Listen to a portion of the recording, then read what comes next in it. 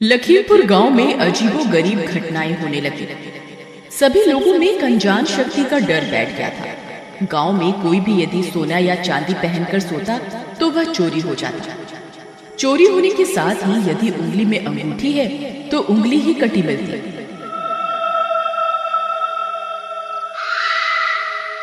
अगर कान में किसी महिला ने बाली पहनी हुई हो तो कान कटा मिलता।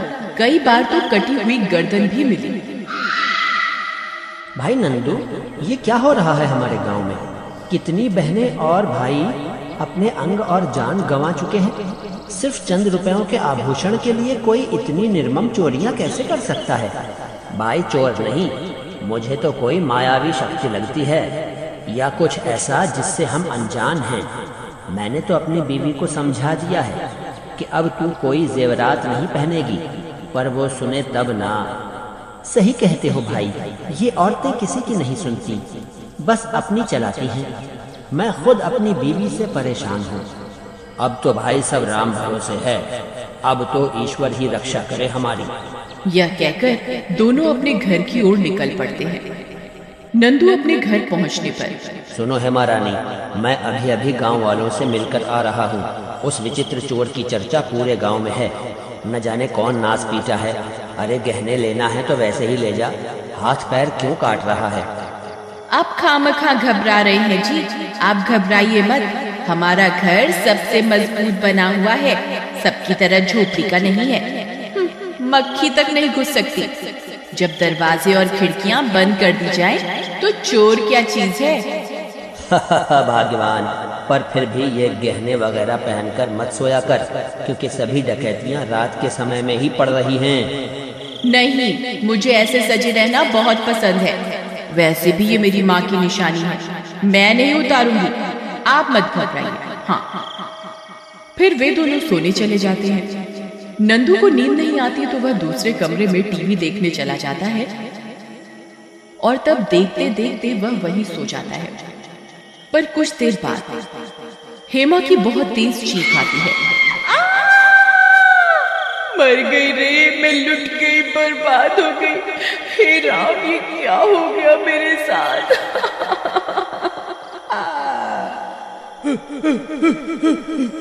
जैसे ही नंदू बाहर निकलता है उसके पैरों के नीचे से जमीन खिसक जाती है।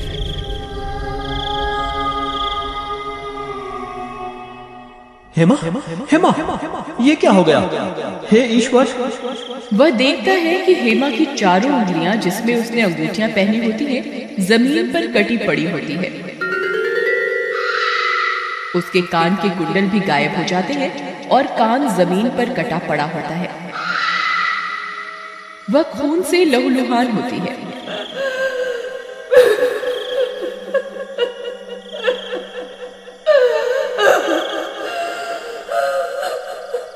उनकी चीख पुकार सुन उनके आसपास के पड़ोसी भी वहां इकट्ठा हो जाते हैं। सभी उस मंजर को देख हैरान परेशान हो जाते हैं।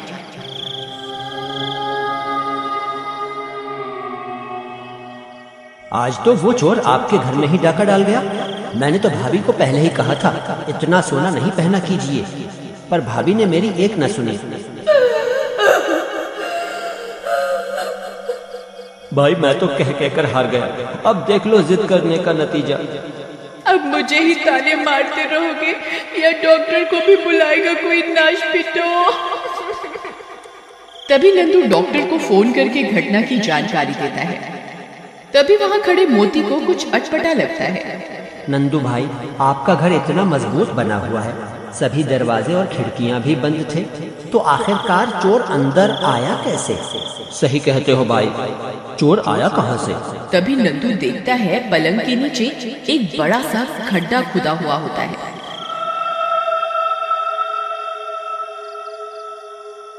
जब वो उस खड्डे को ठीक से देखते हैं तो पाते हैं कि गड्ढे में एग्जिट नंदू के घर के पीछे से बना होता है, जहां से चोर अंदर आया और भाग भी गया। भाइयों, ये जो भी है परंतु बहुत चालाक और ताकतवर है, तभी तो उसने खड्डा खोद दिया और किसी को पता भी नहीं लगा। हम सबको सावधानी से रहना होगा। फिर अगली सुबह ये बात पूरे गांव में फैल जाती है। टीका, हमें गांव वालों की रक्षा करनी होगी। ऐसे तो पूरे गांव में आतंक का माहौल फैल जाएगा। तू डर मत, तुझे और भाभी को कुछ नहीं होगा। क्यों भाई, तेरी उस मायावी भूत से बातचीत है क्या? अरे नहीं रे, तू भी क्या मजाकिया बंदा है। चल तुझे आज बाजार से जलेबियां खिलाता हूँ। जलेबियां? और वो भी तू? मैं सपना तो नहीं देख रहा।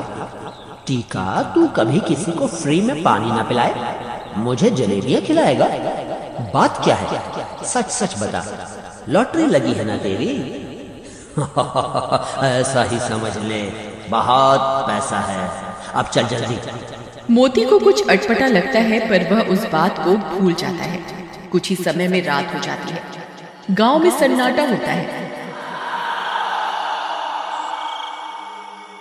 तभी अचानक किसी के चिल्लाने की बहुत तेज आवाज आती है। हाय, मर गया, बचाओ। चीख की तरफ लोग भागते हैं तो वह गांव के मंदिर की ओर पहुंच जाते हैं। वहां का नजारा देख उनको अपनी आंखों पर यकीन नहीं होता। मंदिर के पंडित जी का पूरा हाथ ही गायब हो गया होता है। बचाओ, बचाओ, कोई मदद करो।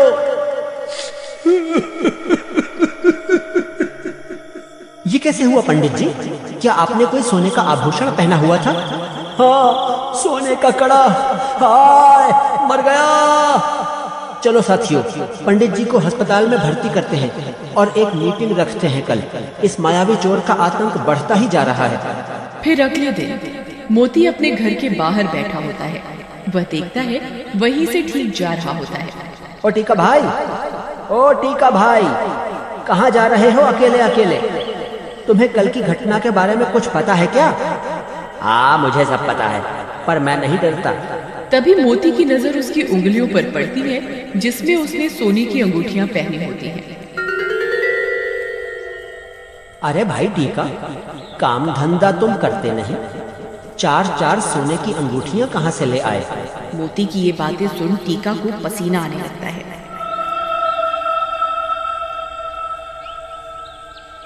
क्या मतलब तुम्हारा? मैंने ये चोरी करी है? फिर वो वहां से चला जाता है। मोती को कुछ अजीब लगता है। वह मन ही मन सोचता है, मैंने ऐसा तो कुछ नहीं कहा इससे। जरूर दाल में कुछ काला है। मैं आज रात जाग कर इस पर नजर रखूंगा। फिर रात होने से पहले वह टीका के पलंग के नीचे जाकर छुप जाता है। रात 12 बजते ही टीका एक विचित्र भूत में बदल जाता है। उस कमरे में से डरावनी आवाजें आने लगती हैं। हे ईश्वर, ये मैं क्या देख रहा हूँ? कहीं ये सपना तो नहीं? यही है वो मायावी चोर। मैं इसका पीछा करता हूँ। फिर भूतिया टीका गांव की ओर निकल जाता है और सबकी खिड़कियों में से झांक कर देखने लगता है कि किसने जेवरात पहने हैं। मोती उसका पीछा कर रहा होता है। तभी वह भूत गांव के जमींदार के घर के बाहर रुक जाता है और अंदर जाने का रास्ता ढूंढने लगता है।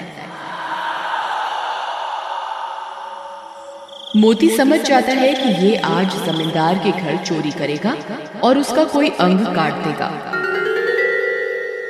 हे ईश्वर, मुझे कुछ करना होगा, नहीं तो आज एक और मासूम की जिंदगी तबाह हो जाएगी। मोती झट से पास पड़ी एक रस्सी से फंदा बनाता है और भूतिया टीका की तरफ फेंकता है। फंदा उसमें फंसते ही मोती उसे टाइट कर देता है और खूंटे से बांध देता है।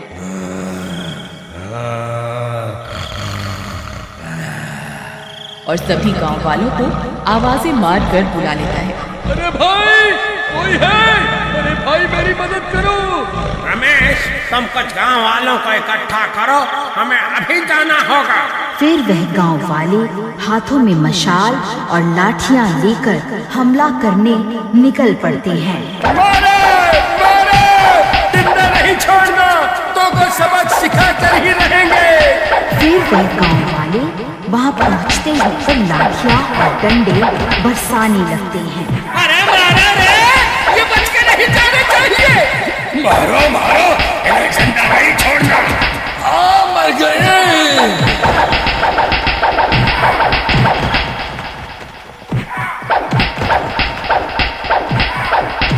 इस तरह सबको मालूम पड़ जाता है कि टीका ही असली चोर है।